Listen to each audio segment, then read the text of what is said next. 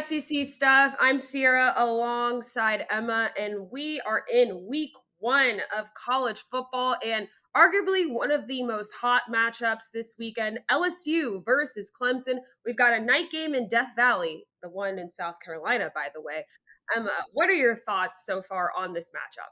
I am excited to see who gets to claim that name for the next year until they play again next year.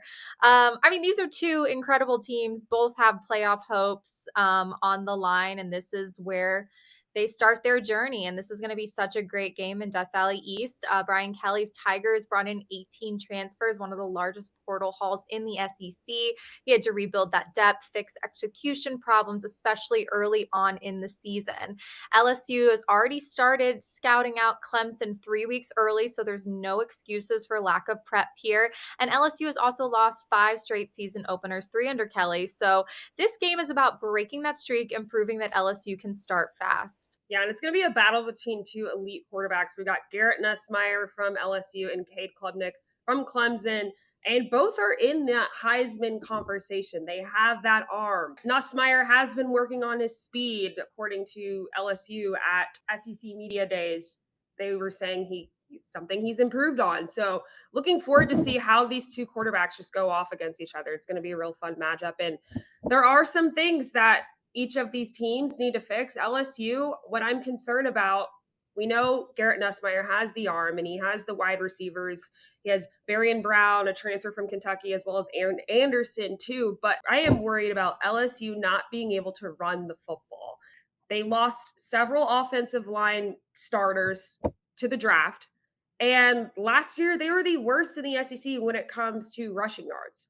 There's no excuse for that at a school like LSU, who takes pride in their offense, takes pride in every position, really. So that's something that LSU is really going to have to fix. I'm excited to see how their freshman last year, Caden Durham, who's a sophomore, he made all SEC freshman team as a running back. So I'm excited to see how he does and if this O-line has improved at all.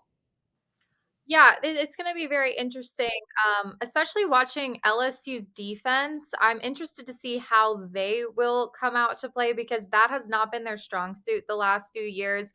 In those 18 transfers, there was a lot given to the defensive side of the ball, including defensive linemen and secondary pieces that are expected to start right away. So, can they communicate and handle Clemson's tempo right out of the get go? Again, they've been prepping for this for at least 3 weeks. So, this is going to be a big moment to see how well they will be here and how well they'll be able to continue to grow across the season. And of course, you talked about Nussmeier. He has serious arm talent to hit big plays. I'm a big fan of LSU quarterbacks. Last year in fantasy football, my quarterback was Jaden Daniels. This year, I got Mr. Joe Burrow. So maybe one year Nussmeier will be my fantasy football QB1. So I'm a big fan of these players. But Clemson has a seriously good defense. So it's going to be really interesting to see how he faces against that on the day because you are going to the other Death Valley who can get just as wild and just as loud over in South Carolina. So he has to be strong and steady in the pocket. Yeah, I think this game is definitely going to be won in the trenches. Like you said, Clemson, strong defense there, anchored by Peter Woods on the line and Avion Terrell on the secondary. But LSU's defense is a group that I am thinking has improved a lot this year. Blake Baker is their defensive coordinator, good defensive coordinator. It's his second season as the defensive coordinator at LSU. And so I believe I'll see some improvement there. And like you said, Emma, there are a lot of new players in the transfer portal. They out of Florida, they got Jack Pyburn on their defensive line, which, transfers within conference is a thing now with the transfer portal. But also I'm excited to see how Harold Perkins and Whit Weeks blossom this year because Harold Perkins, the LSU Tigers lost him midway through the season with an injury, which was really unfortunate because he's always just had so much hype around him since his freshman year, but just, didn't really have the proper coaching and whatnot. But with Baker, I think he's definitely going to improve. And Whit Weeks has just made lots of strides in the offseason. So LSU is going to be a wall to run through, I think. Yeah, absolutely. And the person who needs to run through that wall is Cade Klubnik, who has had so many flashes of brilliance, but he is also so incredibly inconsistent, questionable decision making under pressure.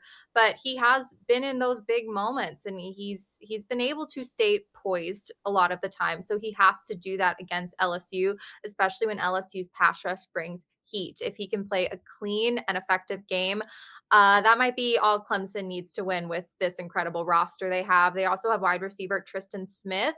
And if they're able to utilize him early, he had 76 catches last year, and that adds a playmaker to Clemson's team that they have really lacked. So I think if he wins matchups against LSU's retooled secondary, it opens everything up for Klubnik. Plus, they're the more experienced team here. So that there is a lot to say about that.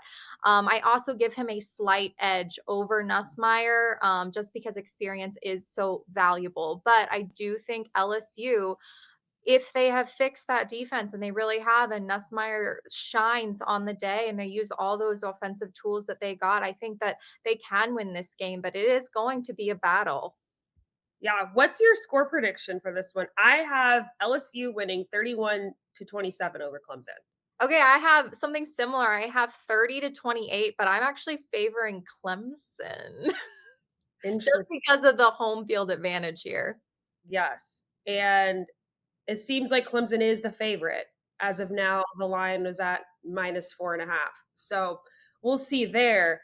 But if LSU loses this game, I don't think it's the end of the world for Brian Kelly. People love to say he can't win the opener, he can't win the opener.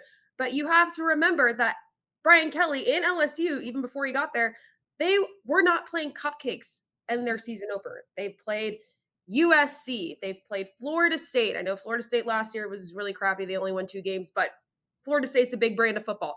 Florida State, UCLA, they've played all of these big brands college football teams, and it's like, okay, they lose, like, yes, you want to win in order to establish yourself and let everyone know that, hey, we're LSU, we're here to play and win a national title. But I don't think it's the end of the world.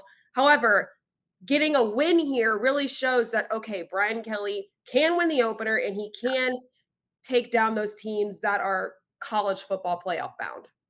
And that's the thing. This is a playoff caliber matchup in week one when you're still figuring everything out, especially with the transfer portal now being in play. I know Dabo is trying to be like, I can do it the old fashioned way, and maybe he can, but we will have to see on his end. But again, this is LSU's chance to break that curse. And like both teams, if they lose, this is not the determining factor of making the playoffs. You can lose this game and still make it.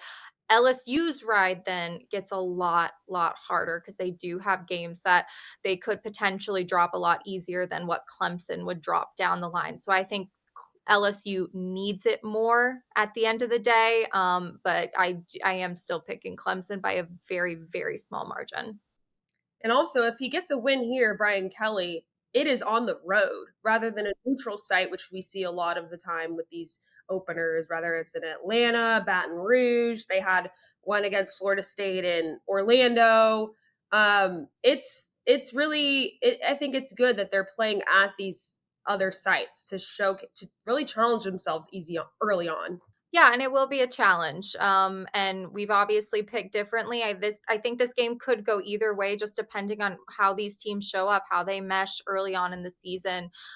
So you in the comments, let us know what you're thinking. I'm picking Clemson. Sierra's picking LSU. Let us know who you think will win this game in Death Valley East at 7:30 p.m. Eastern. Make sure to like, comment, and subscribe, and we will see you next time. Bye bye.